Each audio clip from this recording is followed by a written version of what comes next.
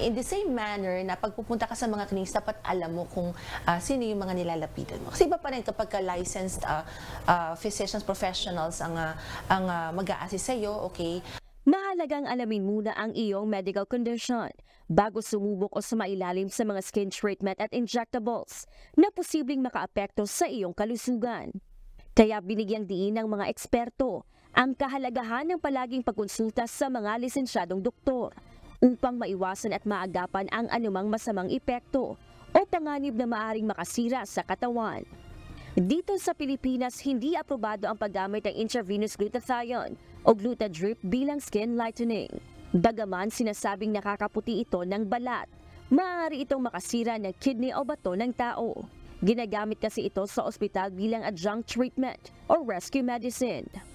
But we have to understand that ang glutathione wala siyang FDA approval yet. Hindi kumpleto ang papel niya kaya hindi pa mabigyan ng approval, especially for whitening. Okay.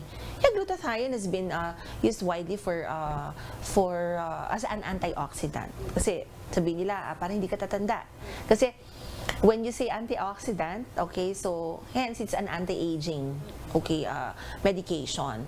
Now, so may mga certain indications lang na inaalaw ng FDA na pwede magamit ang glutathione, but hindi siya pa pwede na just for lightening. Kasi imagine mo, the risk is so high, tapos for the objective of para sa pagputi.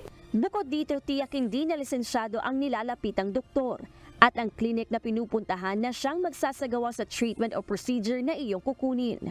Nowadays, it's very alarming eh. Nakikita natin, binibigay siya sa mga clinics, binibigay now even sa mga spas and salons. Imagine kung saan yung area, kung saan nagpapa-foot spa, doon din nagpapa-inject. And syempre pag nagpapa-inject, okay, may opening dyan. So basically, dapat this has to be done in an aseptic technique. Ibig sabihin, or in an aseptic facility.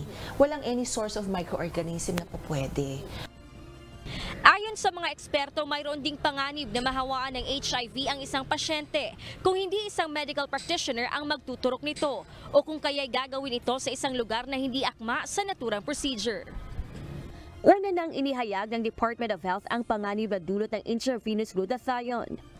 Ito ay matapos masawi ang isang babae na tumanggap umano ng glutathione at stem cell intravenous infusion sa isang clinic sa Quezon City na kasalukuyang iniimbestigahan na ng ahensya. IV glutathione, yes, it will whiten your skin and make you look really Caucasian, but it can damage your kidneys and kill you. Well, I'm telling you from the Department of Health, it is not safe. The FDA has not registered it for skin whitening. So if there's someone using it, it is illegal. Gladys Turabi, UNTV News and Rescue. Diyos ang aming sandigan, serbisyo publiko ang aming pinahahalagahan.